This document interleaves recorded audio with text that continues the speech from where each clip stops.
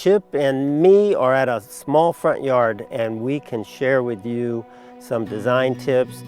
Can you look at the camera? Oh, I think he's barking at the Halloween.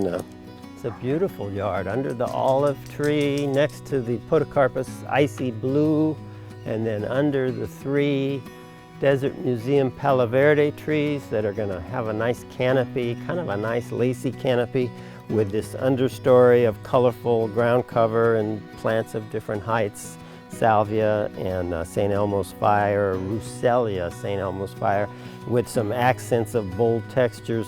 Hi there, I'm John Valentino, president of John and Bob's Corporation, and this is Chip Valentino.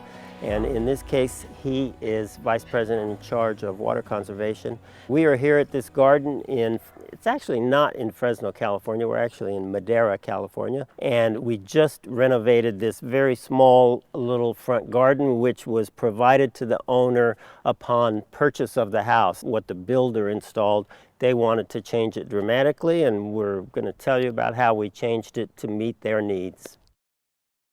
So I'm big in focusing on the path or the circulation before doing anything else, and that was a decision we went through with the owners. They chose this circulation path, which is very nice.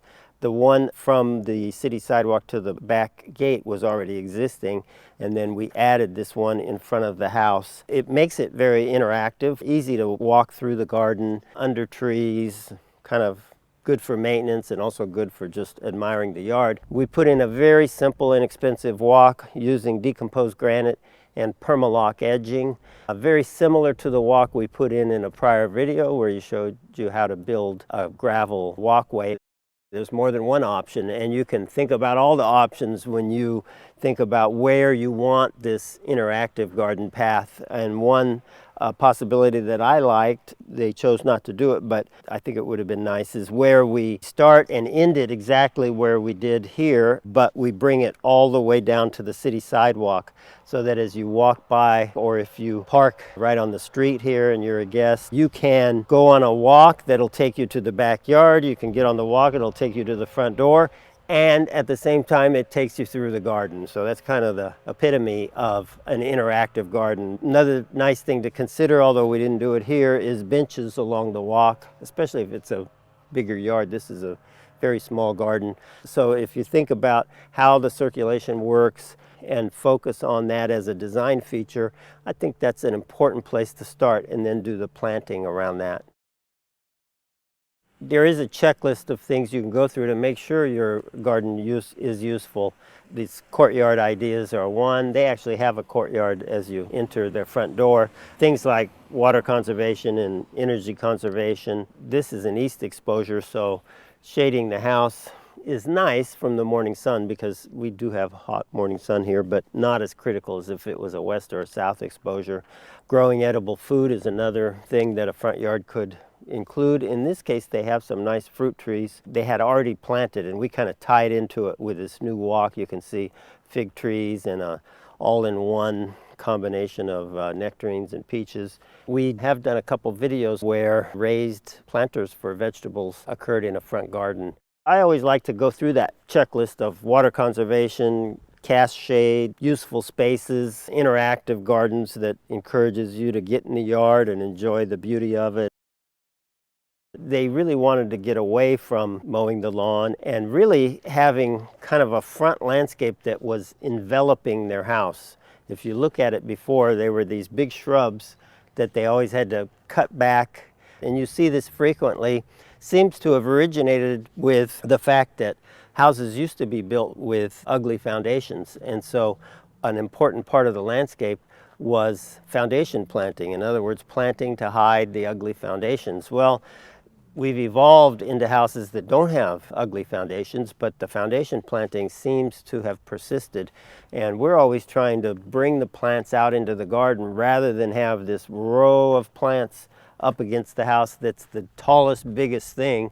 You can even look around in this subdivision and see that's still common today. A useful, important garden in my mind is, if you want to minimize maintenance, to do it with plants that you can allow to grow to their natural forms, and you don't have to be clubbing them into submission in order for them not to swallow up your house.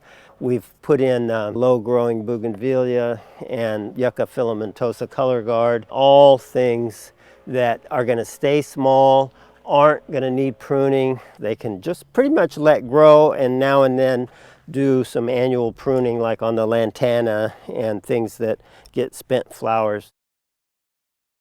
So this garden did have a lot of big plants that were a little too big for the spot. We moved the planting away from the house. So in this case, the only big things we have up against the house are these icy blue podocarpus. You know, you probably think of agave as big, but these are a dwarf blue glow agave. They never get big. Even after 10 or 15 years, they're probably only 2 feet tall or so. None of the plants are big. The only big things are the trees. They cast shade over the walk and make a nice view from the windows out and separate the traffic on the street and the asphalt of the street from the house. One thing I like to do for plant selection is find out from the client what plants they really like and see what they're envisioning. And then usually you develop some kind of theme. In this, we were guided by the theme of water conserving plants. They actually showed me a picture of a landscape that had a lot of these same plants, and most of them were blooming with contrasted, very bold foliar treatment from agave and from Yucca filamentosa color guard. But if they are blooming, then be cognizant of what the flower color is, and you come up with a theme where the colors of the flowers look good together. He told me one of his favorite plants is bougainvillea, so we worked in a low-growing bougainvillea. In selecting the plants, you need to be aware of their growth habits, try to get something that's pleasing in terms of texture and color. We wanted it to be a good cover over this rock, where the rock is more of an accent rather than the theme of the garden, because it's not supposed to be a Zen garden or something that features rock. It's supposed to be a garden that features plants, and it will in just a year or two when all of this grows. So in this garden, we used a lot of our product as soon as we took the lawn out. We used our blend and our penetrate liquid biotiller. The native soil in this development is very hard and heavy. When we planted the 24-inch box fruitless olive, we hit hardpan that we had to use a jackhammer on. Most of the plantings we didn't hit hardpan, but we used our blend and we put it over the existing plants, and then we used a lot of it all on the new plants. We do that on every job we do, and it's tremendously effective because the whole concept is we're infusing the soil with life. That's how you change bad soil into good soil, or okay soil into good soil, or any kind of soil into good soil. As we continue to amend the soil, we can just do topical applications right over the top of this rock every 4 to 6 months, and we can address the most important part of landscaping and gardening, which is the health of the soil, and the health of the soil depends on life in the soil. We have 3 different things going on here. We've got a nice mulch cover, we have decomposed granite, and then we have this desert gold rock. In most landscapes, we use a mulch cover because I think that's the best for the soil. The owners, in this case specifically, requested this rock, which is becoming more popular. Some people associate it with kind of a Mediterranean, maybe / native plant look, where the plants are a little sparser and don't use a lot of water, and rock is the ground cover.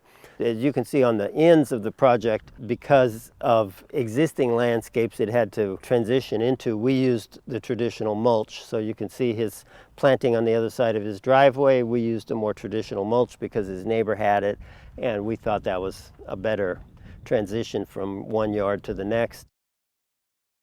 We added 5 lights. It already had a few lights, but we lit up all the trees more dramatically. The olive that was existing had 1 light. We added, so now there's 2 lights on the olive, and the new olive that we planted, we put in 2 lights. So at the end of the landscape, at each end, we've got lit fruitless olive trees, And then we added one light per for these Desert Museum Palo Verde trees, which are always kind of sheer looking. That's why it's nice for this small little yard. They don't get real dense, and they'll spread out some, and lighting is pretty dramatic on these. With the LED lights, they use such little power that usually you can add lights without worrying about wire size or anything, and usually without worrying about increasing the size of the transformer, and that's what we did here.